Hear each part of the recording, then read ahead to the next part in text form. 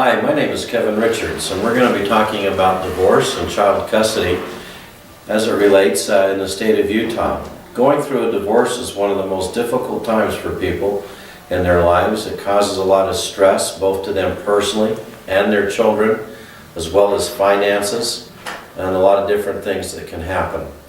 As we talk about divorce and we talk about custody, we need to understand that there are basically three types of custody arrangements in the state of Utah. There is the old Vanguard, which is known as sole custody and control of the minor children, where all of the legal and the primary physical rights reside in one parent. The other parent will have rights of visitation. Usually that is standard visitation, which is every other weekend and every other holiday. Next, we go to what is called joint legal custody.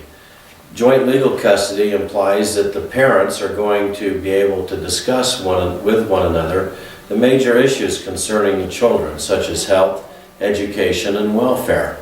Day-to-day decisions would be made by that parent who has the child with them during their parent time.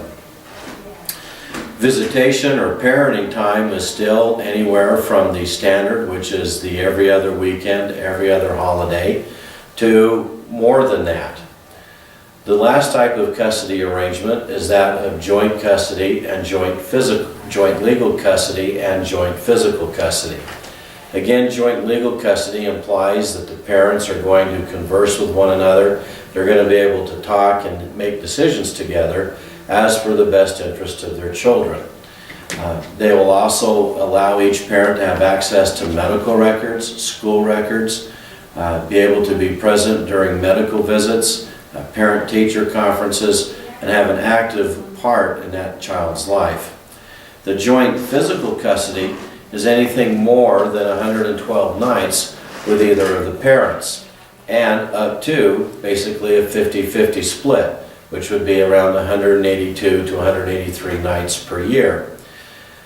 It can vary, and it all depends upon what the parties can agree to as far as the amount of time that each parent is going to spend with that child. A few years ago, the state of Utah indicated that the preferred default custody was at least that of joint legal custody.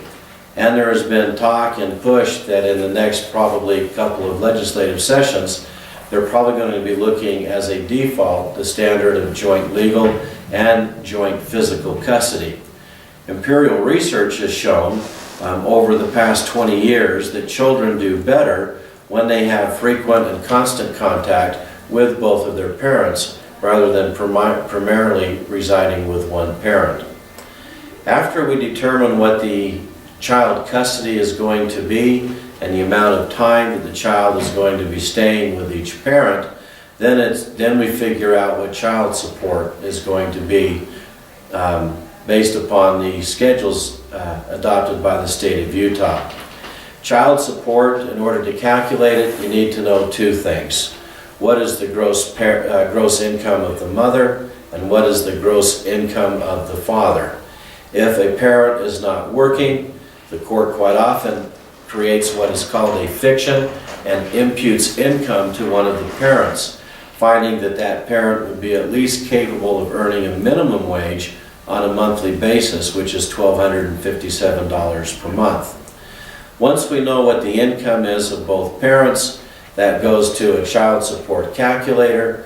They take the combined gross income, and they also look at how many children are in the marriage or of the marriage, and that will equal the total amount of support.